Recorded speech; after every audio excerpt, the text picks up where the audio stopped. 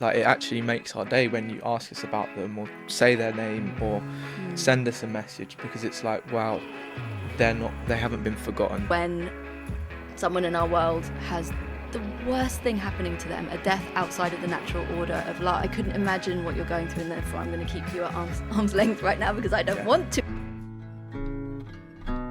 Hey, I'm Tanya Wilkinson, and this is Death on the Daily. We're brought up to believe that there is a set natural order of life that will unfold, that we'll grow old and die, and the same will happen for everyone who we love. But what happens when death comes outside of this natural order? When you're suddenly left grieving losses that come so tragically young in life?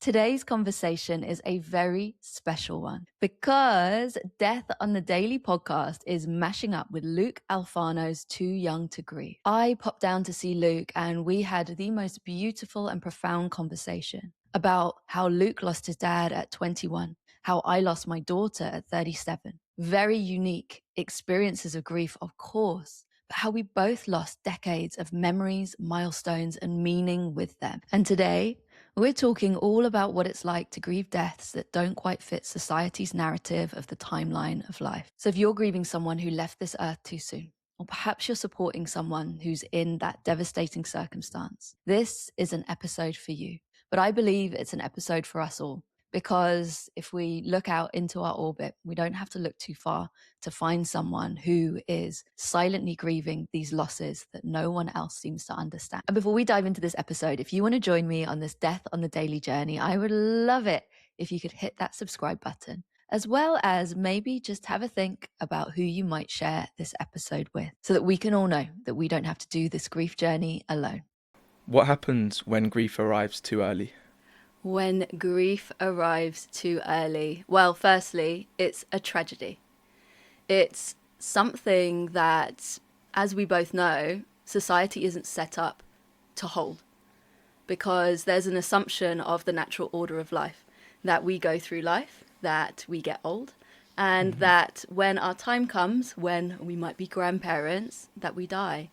And actually, I mean, I don't know about you, Luke, but my experience of when grief comes too early to us is that it can be really isolating, because for me, with the death of my daughter, Ngākau Raiona, and she died 5 months into pregnancy, and when we went through what's called a termination for medical reasons with her and had her stillbirth, I looked around, and in my friendship group, next to no one had any experience of their child dying before them. So for me, I personally think the word that's coming through is the experience of loneliness, but then also for me, it's about finding community and the power in communities, like the community that you're building, that I'm building. Actually, when we meet our fellow grievers, we realize that we actually aren't alone in a world that's just not set up for grief. And I'd love to hear from your side of things, Luke. What Yeah, I mean, obviously, thank you for sharing your story, and completely different stories, really. And we said this before about grief, how there's so many different types of grief, and people lose different people at different points in life, but very similar sort of reactions, in the sense that when I lost my dad at 21, I guess it's very considered to be very young to experience something. Like you say, we're sort of used to the normal order of life, and it's like, you know, you don't expect these things to happen, you just expect to grow old, you know, the natural order, as you said. So the isolation, the loneliness, again, can relate very heavy to that, and how helpful community has been. Because, again, like you said, very different situation, but I was the first in my friendship group to experience that type of loss. So it's like you're almost trying to navigate something that I wasn't prepared for, but neither were they. Yeah. Because, you know, as we always say, you know, grief is very taboo. You don't talk about it at all. No one talks about it until you've been through it. So again, it was trying to navigate things that I'd never prepared for with people who have no idea what's going on in my head, my heart, my body, you know, all the different things that grief does to you. So the isolation, again, is very, very relatable, even though it's, as we say, two very different types of loss. But I feel like that can really impact someone's life, because you're just not prepared for it, and no one around you is. So you're almost like, at points, you almost think, am I weird? Or am I, you know, am I doing something wrong here? Like, how do I do this? And it's like, no one tells you how.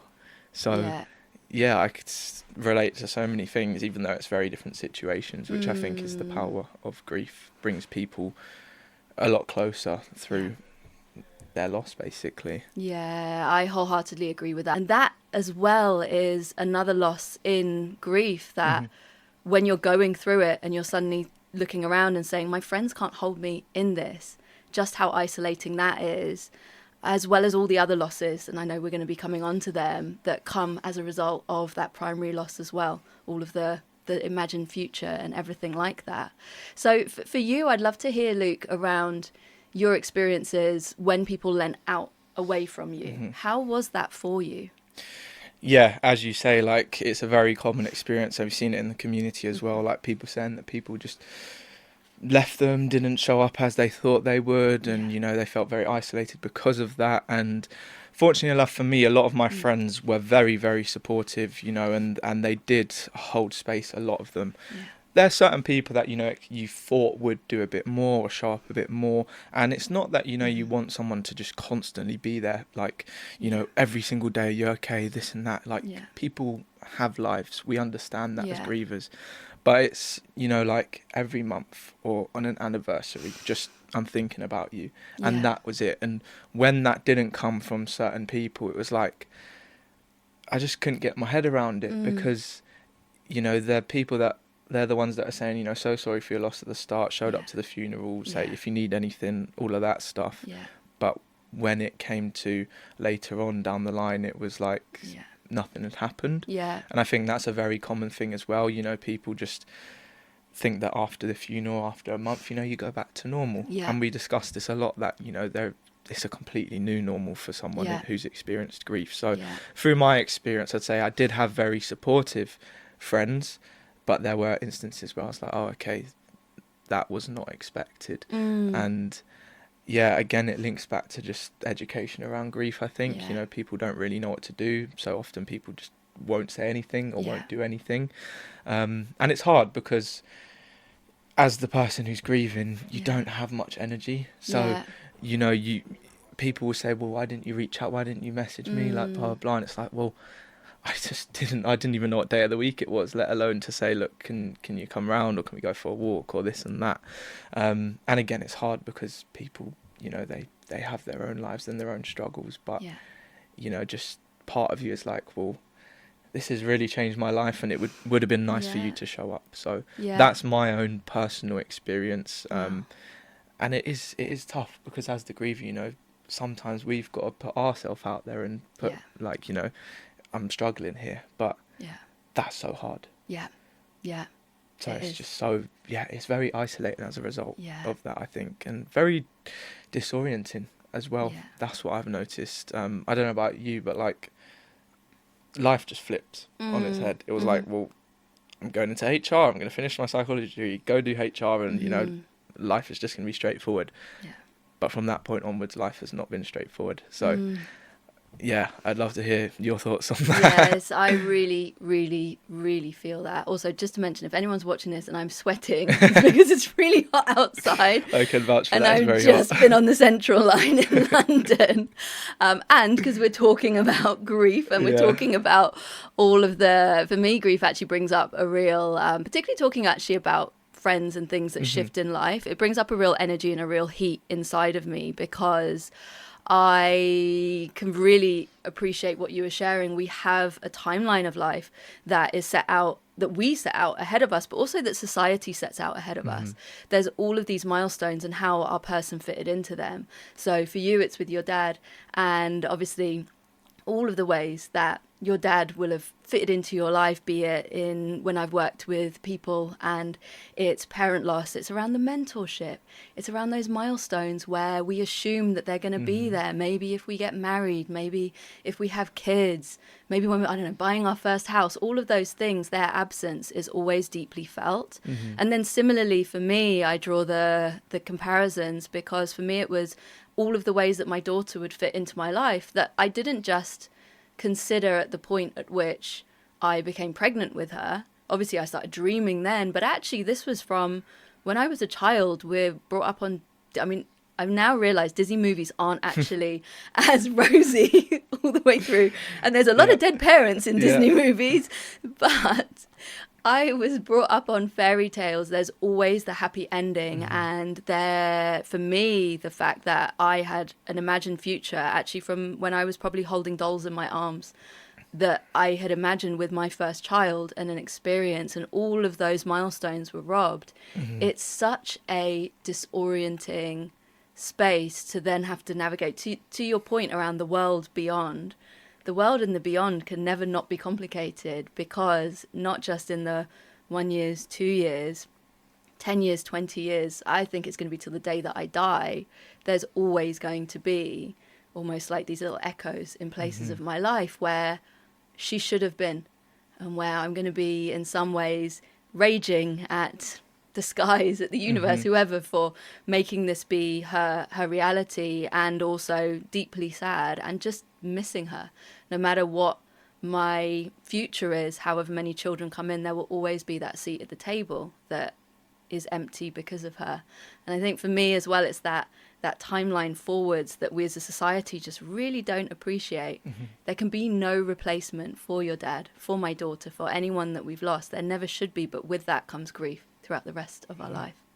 Yeah, and I think that's such an important thing to touch upon, because it again links back to the milestones, the timelines that we're sort of discussing quite a lot here.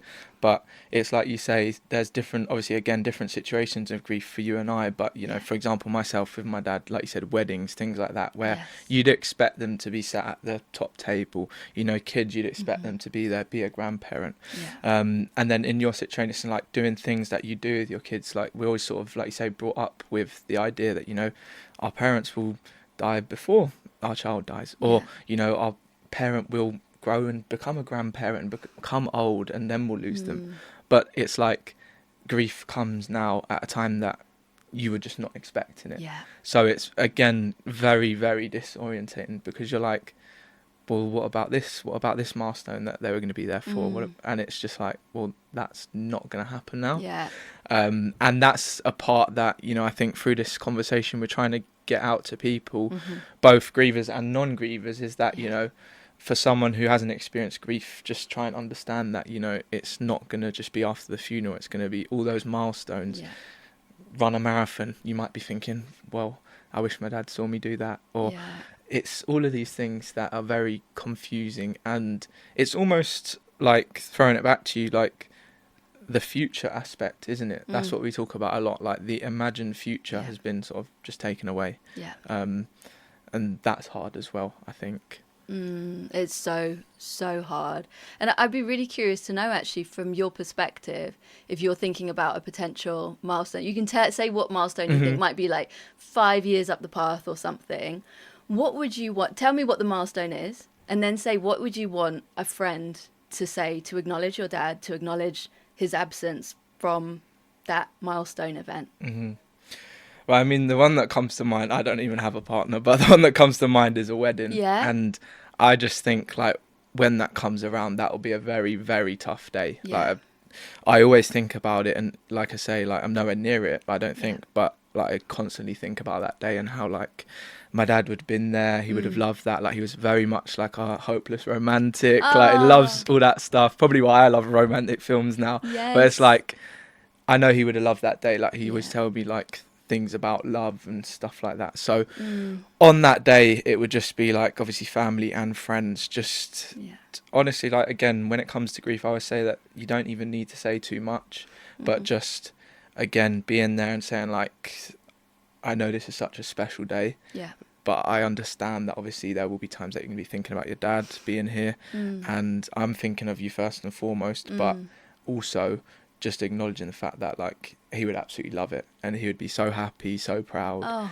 And that, to me, like, even saying it, like, that makes me feel like, obviously I would much rather him be there, but having someone say that is like, wow, you actually remembered that, and it could be, you know, another 5-10 years away, which this year is 5 years, so that'll be like 10 years, 15 years, and they still said that. So yeah, obviously I would love to hear your perspective. I just think, like, even just remembering those little things on Father's Days, on Mother's Days, on these type of days when people remember, I'm like, yeah, you're a good friend. Yeah, I love that, because people are so scared of saying their name for fear of making us upset. But as you shared, when you get married, it's going to be difficult anyways. Yeah. And similarly for me, if I think about milestones, hopefully we will have some children who make it into this world and who I can walk this path with in life. And for me, actually, it's that I know when our future babies come, actually in them coming into the world, there's going to be a lot of grief for who's not here, for their sister, for their big sister who should be asking us when her baby sibling is going back to the hospital because she's sick of them, and all of these things. So for me, it would be around those sorts of milestones. And as you shared, around Mother's Day and all of those things, I think there's that assumption that for some it will be, and for many it's you've got other children. Yeah. So that's okay. You got your living children. It's almost like you can forget about the child that's not here. But for any bereaved parent, you can't ever forget about them, because they're always going to be missing from every Christmas. Their birthday is obviously a really big one. And for me as well, it's around those future milestones of hopefully her siblings coming in, where actually I think, again, someone acknowledging grief and being able to just say to me, obviously, this is your son or daughter, and this is Ngākau Raiona's little sibling, and just even bringing her into conversation that way and being able to say, I can't even think, to be honest, as I'm thinking about it, because it's never been modeled in society. I'm like, I don't even know how you would have that conversation, how you'd even bring that into, for example, my future birthing experience. But for me, it feels really, really important. And I always love, my cousin Kira is absolutely brilliant at family occasions of when everybody's talking about the my cousins and their kids. She's really good at bringing my daughter's name in and always making a correction that there's not, I don't know how many of them are, but I'm going to say 6 of them, that there's 7. And she'll always say that and then bring my daughter's name in. So I think there's really, really simple things, and people really underestimate when you do those little touch points of saying that, just how, I don't know about you, but if someone brings my daughter's name into any conversation, or the messages I get on her still birthday, literally mean the world. I think about them all year, because I get probably about 4 of those lifelines maybe every 6 months, and that's it. And you can really make a difference to people. Yeah, 100%. I know, like you said there, like when people do mention my dad's name, or even on those days where, you know, you get a message and you're like, I'm almost shocked, because I'm like, wow, you actually, one, you actually remembered and thought about me, and 2, you actually, not courage, that's not the word, but you actually did say it as well, because like we said before, like people feel very uncomfortable talking about them or mentioning their names or messaging you about it, because they think that's going to make you sad. But as we sort of touched upon, it does the complete opposite. Like, it actually makes our day when you ask us about them, or say their name, or send us a message, because it's like, wow, they haven't been forgotten, or that experience hasn't been forgotten, and you do remember. And that's one of the most powerful things for someone who's experienced grief, just having those people around who do bring it up and talk about it and don't feel uncomfortable doing it. Agreed. But I think, again, going back to like our different sort of timelines and unexpectedness around it, and not being the normal sort of sequence of life, let's say, do you think that makes people a bit even more uncomfortable around those types of grief? Because it's like grieving someone who's passed away at, say, the expected age, whatever that means. Okay, but then at a very unexpected point, do you think that makes people more uncomfortable? Yeah, I think so. I think there's a combination of things, and this comes up actually in a lot of the grief groups that I facilitate. There's, when it's really unnatural, it's someone dying in adult life too soon, or a child dying. Actually, there's a reckoning with our own mortality that we have to go through. I was actually recently facilitating a group, and that came up quite a lot, and it really made me think about the fact that when I was younger, I never thought about the fact that I could die any time sooner than, say, my grandparents' age. I mean, my grandparents actually only died when I was in my mid-30s, at the age of 90. So I think it's a lot for us to come to terms with, because when someone in our world has the worst thing happening to them, a death outside of the natural order of life, actually we suddenly are faced with, could my child die? Yes, they could die. Could my dad or my mum die when I'm at this age? This is too young. And I feel like, I don't know what your thoughts are, but I feel like that creates an unconscious barrier where people will just, they don't even realize it, but because you need to think about the fact that this could happen to any of us, you lean out of it. It's that I couldn't imagine what you're going through, and therefore I'm going to keep you at arm's length right now because I don't want to imagine what you're going through. Yeah. So for me, that's what I witness both in the grievers that I work with, as well as I think from my own journey too, where again I felt people just disappearing. And I think it all comes down to, again, in our society, just that absolute fear of death. I don't blame anyone for having a fear of death. I think when you've been through grief, you perhaps, I'm not saying I am all okay with dying. I definitely don't want to die anytime soon. But I definitely can now reconcile with the fact that if death comes sooner for me, actually that's why I want to live my life, and I want to take life by both shoulders and really make the most of it. But I think for your average human who's never had to think about death, possibly never been to a funeral, I didn't go to a funeral until I was in my 30s, it could be a really hard thing to lean into when it goes outside of those timelines that we see in all the movies and we're brought up to believe is our path. And what do you think about that? Yeah, no, so there's a couple of things that you touched upon that I really want to just dive a bit more into. But I think the first one was what you said about how the people that, you know, sort of lean away or lean out because it's almost like you say a fear of having to think that could happen to them. And again, like I would never want that to happen to any of my friends or anyone close to me, and I understand why they do, you know, potentially fear talking about it, or, you know, talking to me about my dad, because it might make them think about that it could happen to their parents or siblings or partner, child, whatever it is. Like, people are scared, and that's the fear of death. And like you say, even like when I say the word death, you can see people around are like, well, did he actually just say that? Yes. And it's just through the fear of talking about it, as we've always been brought up, you know. It's a sad thing, and of course it is, but we celebrate births, we celebrate birthdays, we celebrate all these things, weddings, but we don't celebrate someone's life. And I know it's hard, but by talking about them, that is celebrating their life at the end of the day. So it's hard to obviously say that, like you said, we have a completely different perspective having experienced it. And if I hadn't experienced loss to this day, I probably wouldn't have any type of conversation like this at all. But unfortunately, I can talk about it, which in a way I like, because I can try and speak to my friends about it to make them prepare.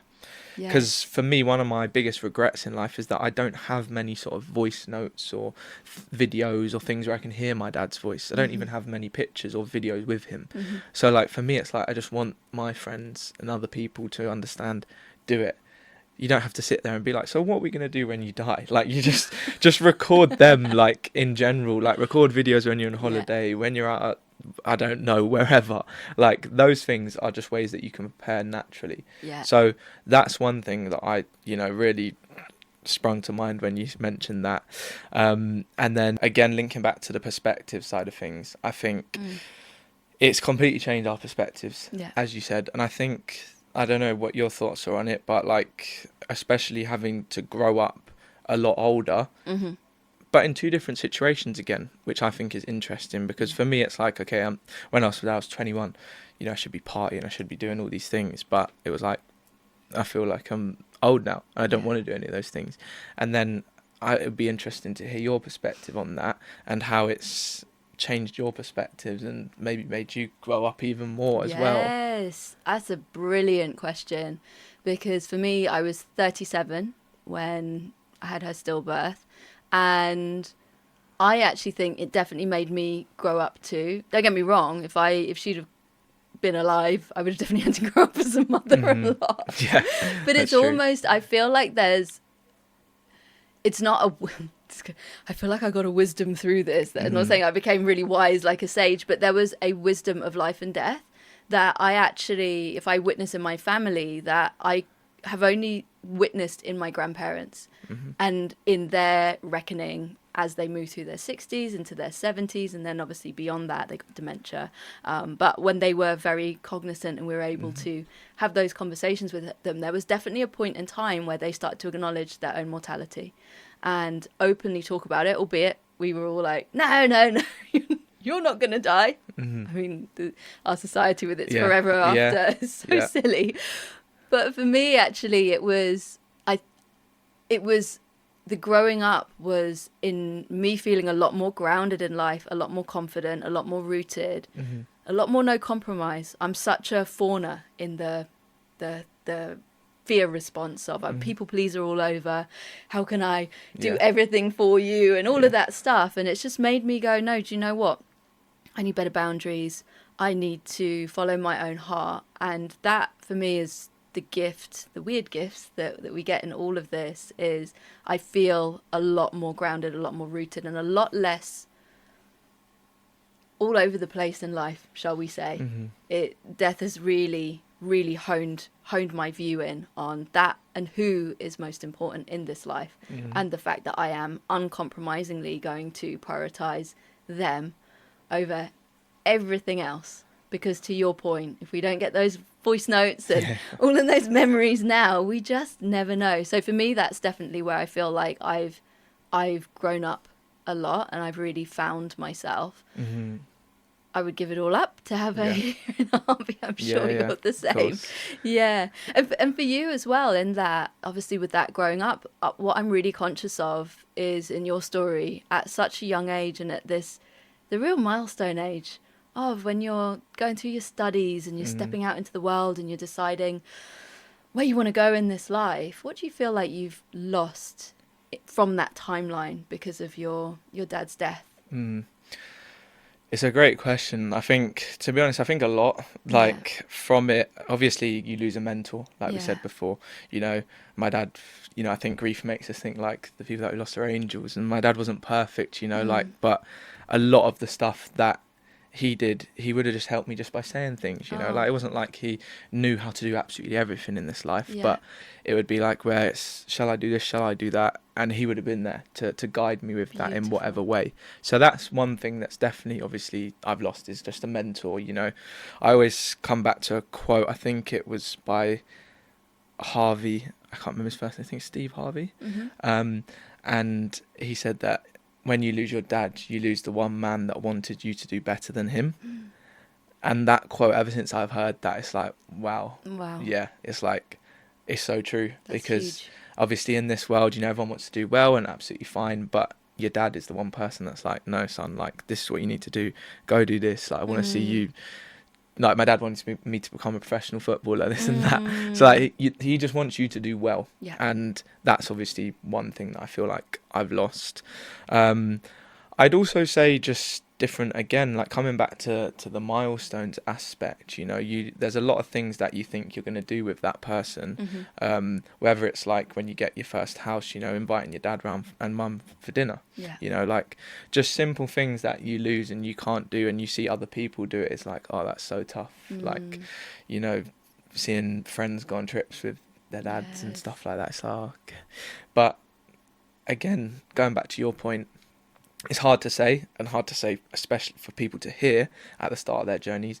It has given me a lot of things as well. Like, it's given me confidence, it's given me perspective, it's given me like, I don't want to do this, I want to do this because I know how short life is. And that's the hard sort of thing, because it's like I've lost a lot, but I've also gained certain things. And that's the hardest thing to say to someone, because it's like, especially in the depths of grief, you're like, no, this is like rubbish. Nothing's going to come from this.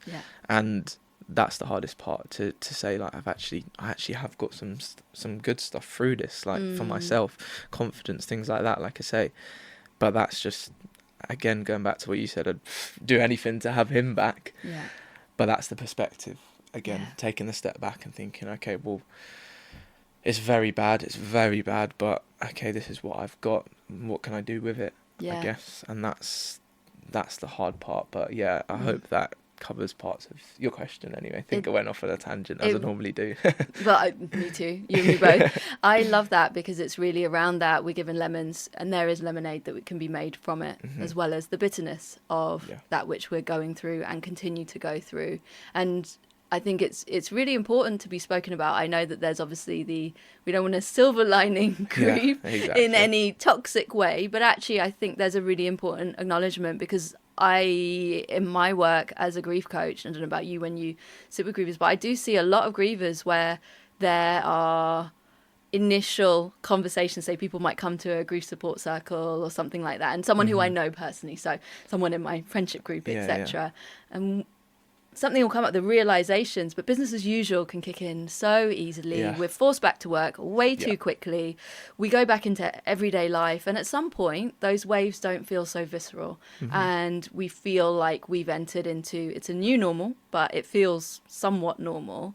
And I've witnessed so many people where that light bulb of grief has come through, a bit like me, to say I need to be more boundaried with work, I need to prioritize my family, etc. And then these are people who I know, and a year later, old habits die hard, and back in that old slog, etc. So actually, I think having those conversations and saying there are gifts from your grief, listen. And I always say to anyone, any griever, just grab a notebook and write them down, because also some of them might not even make any sense. For me, it was the whisper of, actually, this was for the grief of an earlier miscarriage that I had in 2021, so 2 years before my daughter came into this world. And I was working in Formula One at the time, and I was a global head of marketing, jet-setting the world, had what my peers in the company called the quote-unquote coolest job in the sport, bringing celebrities into Formula One and giving them an amazing race experience. And grief of my miscarriage was my first experience of grief ever, visceral experience of grief. It made me think, what am I doing here? And I felt it immediately. And that alien feeling wasn't just, I feel like an alien in my body and in this world because of the grief I'm holding. It was walking into the office and going, this no longer feels like the slightly stressful home that it was before. So those whispers started, and thankfully I kept listening to them, because that's what, I think it was about 3 or 4 months later, led me to start really questioning, and then to that realization, I will be handing my notice in on my 14-year career in not just Formula One, but in entertainment, music, quote-unquote cool spaces that was no longer my dream. But actually, before grief shook me up, I had no idea that those doubts had been rising for a number of years. So I think that when we hear those whispers, if we can just log them somewhere, write it down. You don't need to answer them now. And I'd always say, when you're in the throes of a wave of grief, don't make any rash decisions. I'm always like, do it from a place of groundedness, rootedness, centeredness. But what I found is there's a truth that comes to the surface through grief. And much like any aspect of my intuition, none of those whispers that become quite loud shouts through my grief, none of them have been wrong, and none of them have led me wrong in my life. Yeah, and that's exactly the same as me. I feel like that what you said there is so true. Like, it brings truths that you didn't even know were there to the surface, you know, like it can be such small things, but you're like, okay, well, like now I've experienced grief, I don't really care. Like, for example, alcohol for me, like through the experience of grief, I have just, my relationship with alcohol has changed completely. I don't enjoy drinking as much, because when I drink quite a lot, it makes me think about my dad.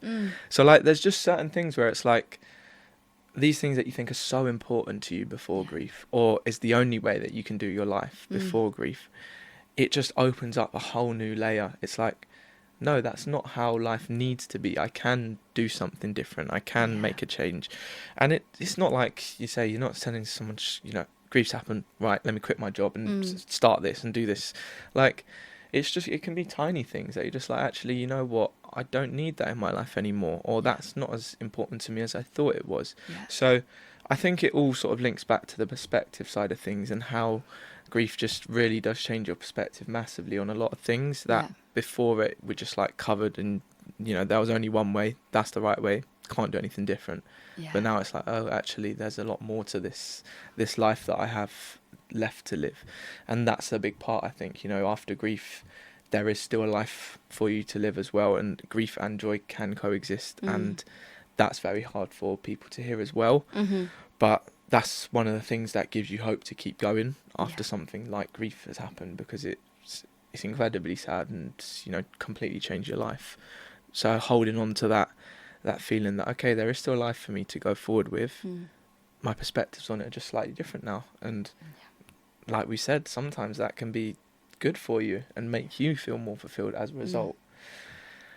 A lot covered in that point. But I just wanted to go back to like the relationship side, because we talked a lot about friendships, and we always do, and I think it's such an important topic, but I've never really spoken much about sort of the relationship aspect with the people in your immediate family. So like I've got 2 older brothers and a mum, and like relationships obviously change through grief, and I'm just wondering how that's looked for yourself in your own situation with close family. Relationships definitely have shifted, and it also shines a spotlight on people who we love so dearly's capacity to hold the most difficult and most terrible things. So for me, obviously my parents, my brother, were devastated. My parents particularly have been desperate for grandkids since I was 21. I've had this pressure. Got a Sri Lankan mama who's been piling the pressure on and was trying to get me to get married and all sorts of stuff before I was ready to.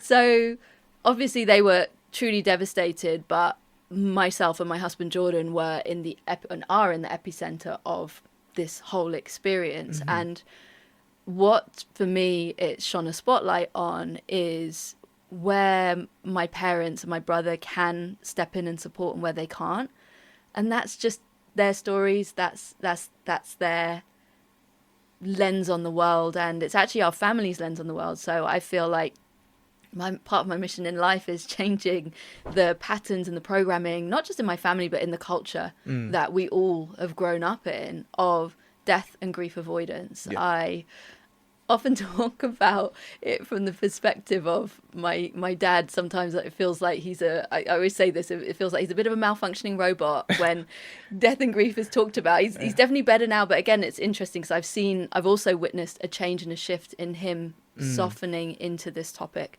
and starting to be able to lean in. So it takes time.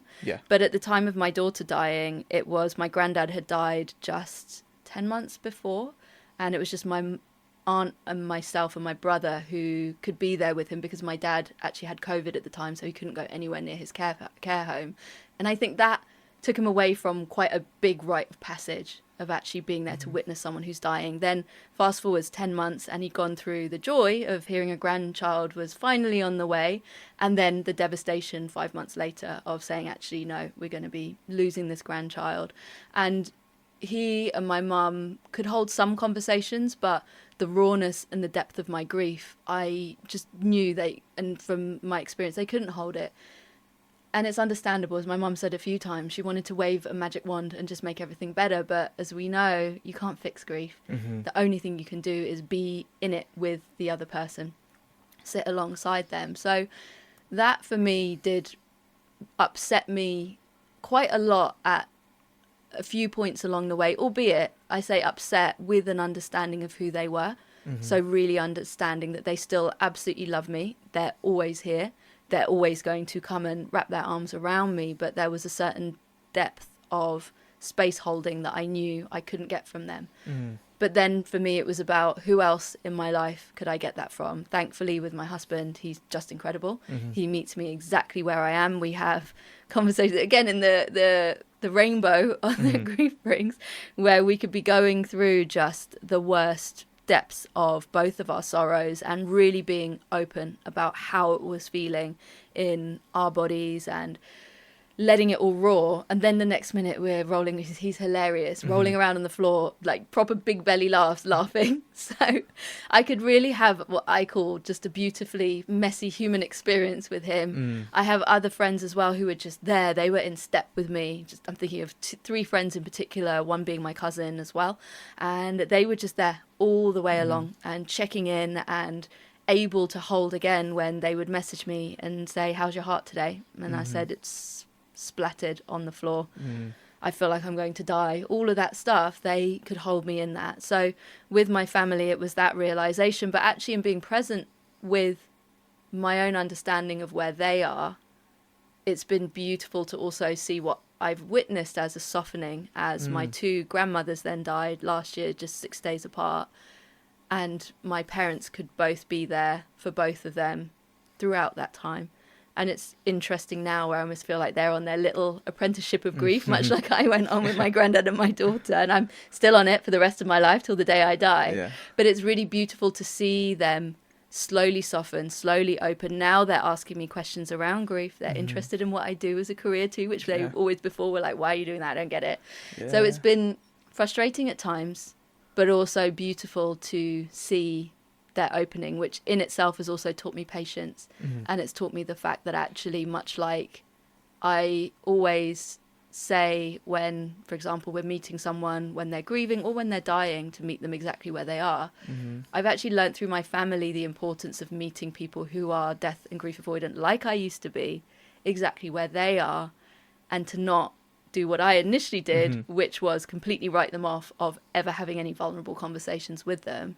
Because now I can see, what are we, nearly 3 years on, those vulnerable conversations are finally opening up with them. And actually, I know that that's going to take me to a much deeper place with my family. So it's beautiful, frustrating and messy.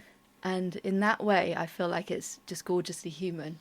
Yeah. But I'd love to hear from your perspective and your relationship with your family, because obviously for you all, it's a very different situation when it's your dad, it's your mum's husband, etc. How's that been for you? Yeah, and I think I relate to like a lot of what you said there, where it's again just meeting people where they are, because again, like you said, like there's different relationships here. Like obviously it was my brother's, we're all like, it's our dad, but it's my mum's partner, husband. So it's like, again, two completely different relationships, but under the same roof. And it's like being able to, like, I always say, going back to the first year, it was just such a blur that I don't really remember, you know, what was going on or what happened. But it was like we're all grieving differently here. As we always say, everyone grieves differently, and it's the same within a household. So it's hard when, you know, maybe someone isn't dealing with it as good as you might be or you think you are, but like you said, it teaches you patience, because, you know, we've all lost someone very important to us, and at that point, you know, you can't say you have to do this, you shouldn't be reacting like that, or you shouldn't be behaving in that way, because that's how they're dealing with their grief. You know, not everyone wants to go for a run or go to the gym, you know, like some people do it differently. So I think that is, again, relating to your point, it's difficult, because you're like, you want to talk about it, you want to talk about them, you want to, you know, help them, you know, deal with their grief, but you can't force someone to behave in a certain way that you think is the right way, because again, there is no right way to deal with this. So yeah, I think it was very interesting to see how different people in my family reacted. I think that was a really interesting like period of life, because it was like, well, I'm doing this to deal with it, and my brother's doing this, and then my other brother's doing this, and then my mum's doing this, and it was like we were all doing slightly different things. But then when it comes to, you know, like anniversaries or, you know, birthdays, you know, you just all want to be together and, you know, like have a meal or go for a walk or whatever it is. So it's like, even though throughout a lot of the time you might be doing different things, and like we said, we just have to go back to work, they had to go back to work, do their thing. So like everyone's just, you know, back to normal as people expect, when it isn't normal at all. And then you get the points where you just all come together and, you know, like I say, remember and it's just together. So yeah, it's such an interesting thing, and I think it's such a good topic to talk about, because I know people have often spoke to me about how, you know, like a brother is reacting in this way, what do I do? Or someone else is reacting like this and I'm reacting like this. Is am I doing something wrong here, or how can I? And I think it go back to what you say, like just meeting them where they are at that point in the grief journey is all you can really do, because there's no way to fix this. So you just have to meet them where they are, support them, and support each other. At the end of the day, you're all experiencing this loss, as hard as it is. So yeah, it's so interesting, and like on what you said as well adds another layer, like the cultural aspect. I think that's something that we don't often talk about in grief, is like different cultures react differently as well to grief and respond differently. Like some cultures are very, you know, like not even going to go there, not going to talk about it. And then you've got cultures like, for example, in Mexico, where they have the Day of the Dead and they celebrate it. So, yeah, like in terms of the culture aspect, that was so interesting to hear as well from your perspective, I thought. Yeah, I think the cultural side, it's a really important one for us to be aware of when we are talking to other grievers, but also even in obviously blended families and all of this thing, because it's hardwired into us, our cultures, those ways. And I can see through my family, I mean, the British side is very stiff, British upper lip. Yeah. It's definitely that side of, we don't want to show any vulnerabilities at funerals. It's that. I feel like it's bloody hard work being at a funeral where you're spending your whole time just fighting back the tears and not wanting to be the person who suddenly not just cries, but starts absolutely wailing, which is absolutely what a funeral's for. But that's definitely in my family. It's interesting because on the Sri Lankan side, I've not quite got to the bottom of what is my Tamil culture when it comes to grieving, because I feel like colonization has almost made that side of the family as well seem very British to me. I don't know, but I'd be really interested to go back a few generations to see what my great grandparents were doing, how they would mourn and move forward.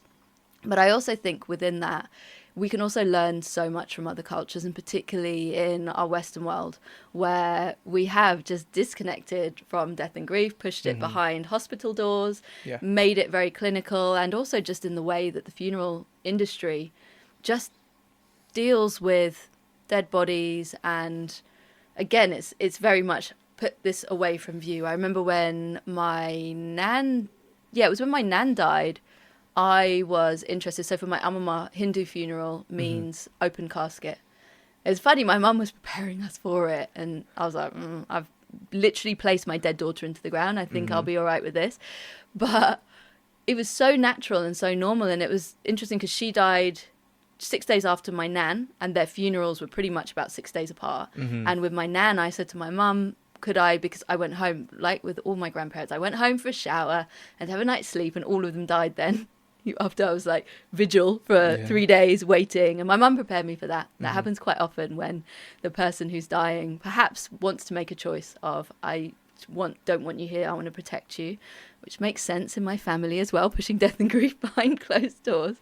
But with my nan, it was interesting because I asked my mum if I could go and see her, and my mum said, no, the funeral director said it's been too long now, no one can see her. And I thought, well, the same amount of time as for my mama, who we're definitely all going to be seeing.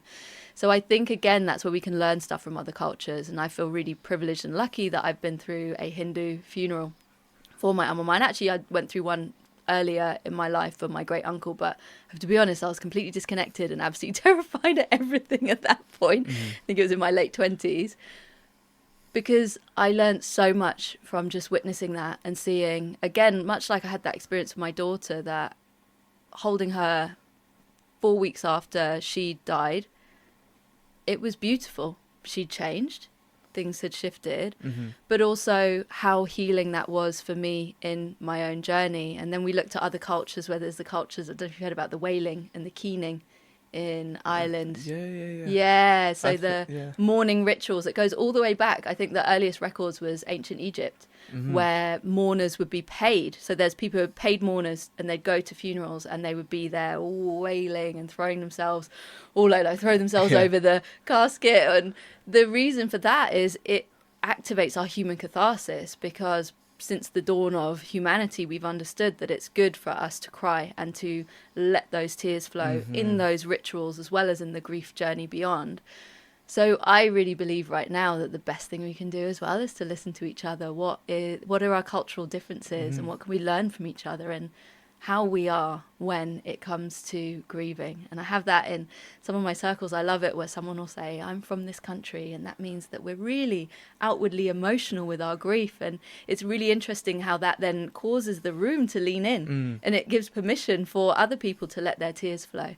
So that on the cultural aspect, I could talk about it for hours, but I think there's something really, really beautiful in each of our cultures. And I'd be really interested to hear from you around what cultural connections can you trace, perhaps through your family, to how maybe your family line have honoured your grief and moved forwards with it as a part of you?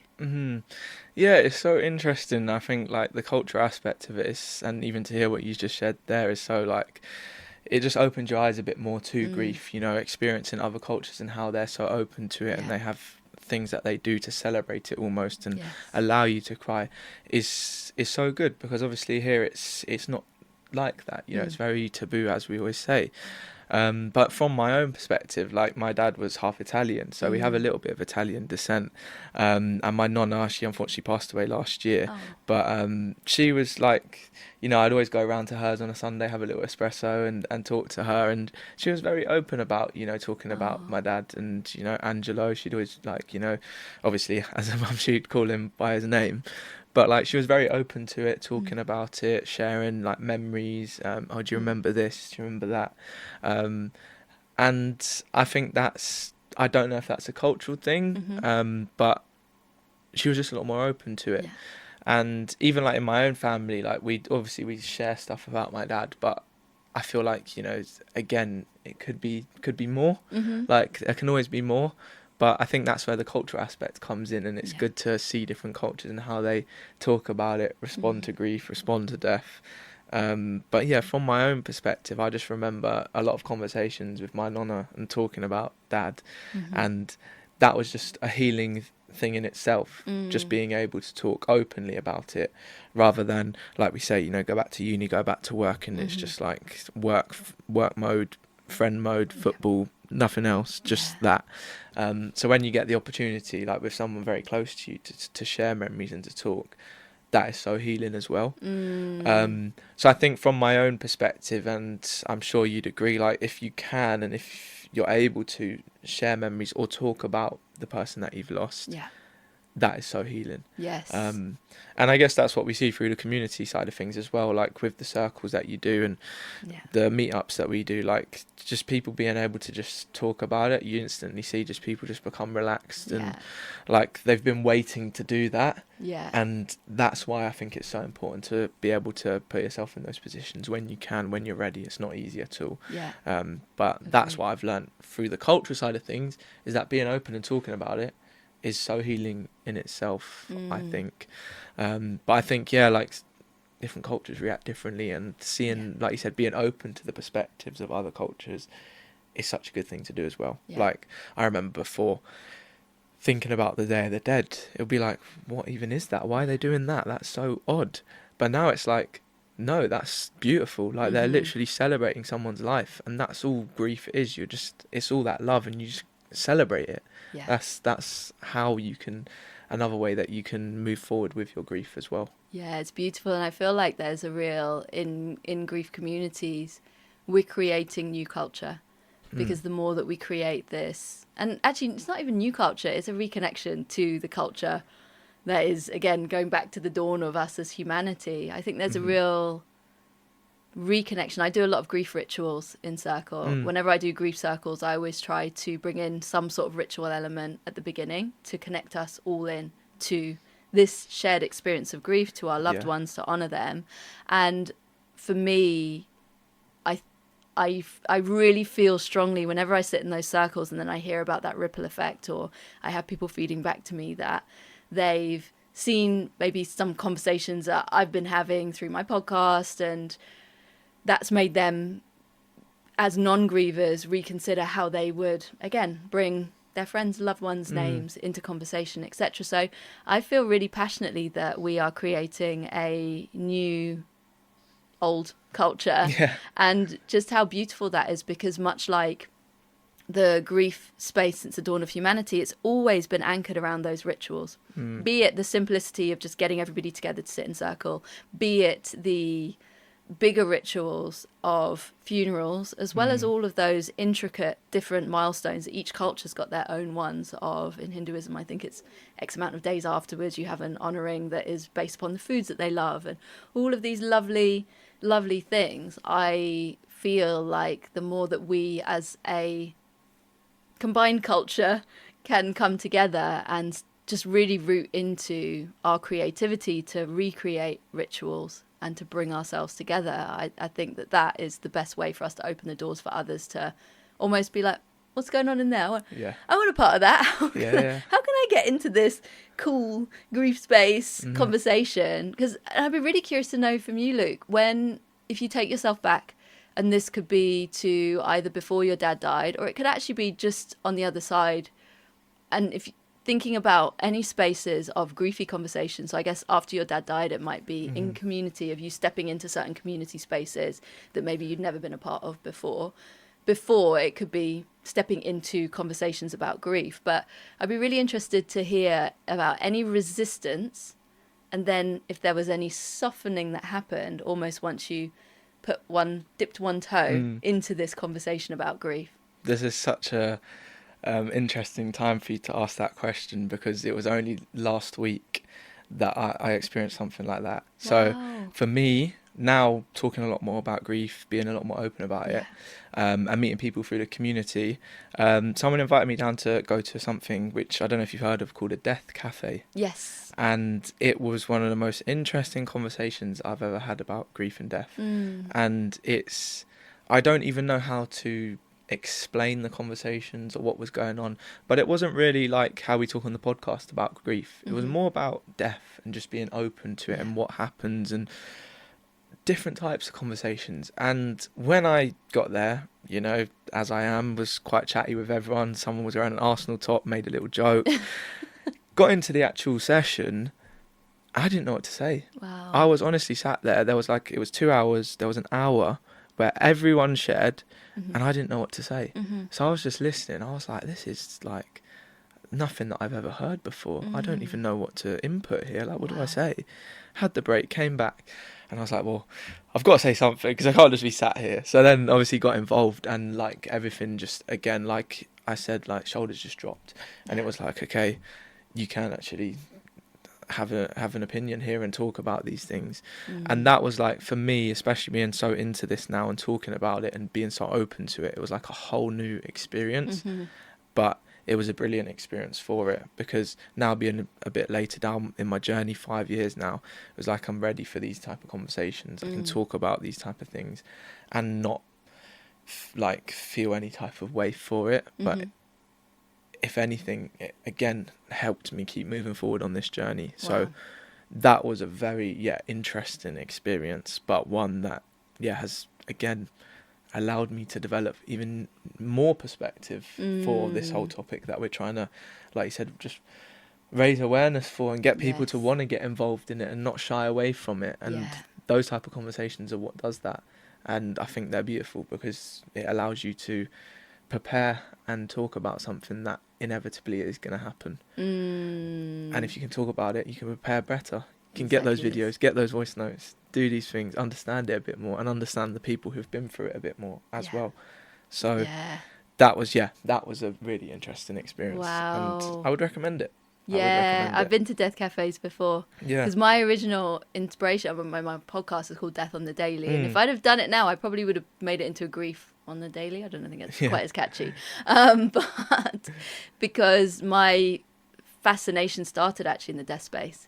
It was going on the journey with my granddad and witnessing him basically dying before my eyes in his final year. And what I also know through spaces that I've been into, that actually grief and death can make us, to your point of just being like, I don't know what to say right now. This is a whole new space. I have it where I will go into other spaces. This is not when I'm facilitating, but I might go into certain grief circles or events, and there's certain topics, again, where I just have to take a minute, because it's definitely triggered a part of my grief. And as we know, with grief, it activates our nervous system.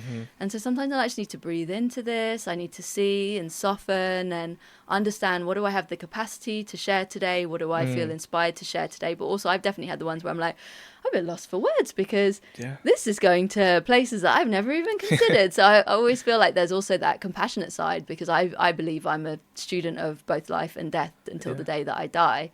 And with that is going to come all of those spaces, as you say. It's was it 5 years up the path now? Yeah. And obviously you've been doing what you've been doing and growing your own community and everything. So I love that, because for me, that shows that you're in the right place. I'm in the right place. We're having the right conversations, because it's that constant expanding out.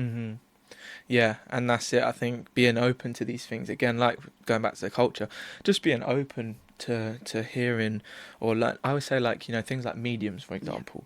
People are very dismissive of it, and, you know, like that's a load of nonsense. Yeah. But anything in this space that brings you comfort in any type of way and allows you to, again, not the biggest fan of the word, and I know Shane will hate me for saying it, but healing. Yeah. Anything that helps you to move forward with your grief in any type of way, I think, why not give it a go? Like we say, like, there's different things that work for different people, whether it's journaling, whether it's going to the gym, whether it's going to a deaf cafe, talking about it with people, whatever it is, okay, go for it. You know, there's nothing that you shouldn't try, because at the end of the day, you know, this is one of the most life-changing things, and if there's something that can help you, support you on your journey, then why not? Yeah, and that's what I think. I know we could talk all day. We could. We've Still be here at 7 p.m. tonight when it's a bit cooler. I think we've reached time here.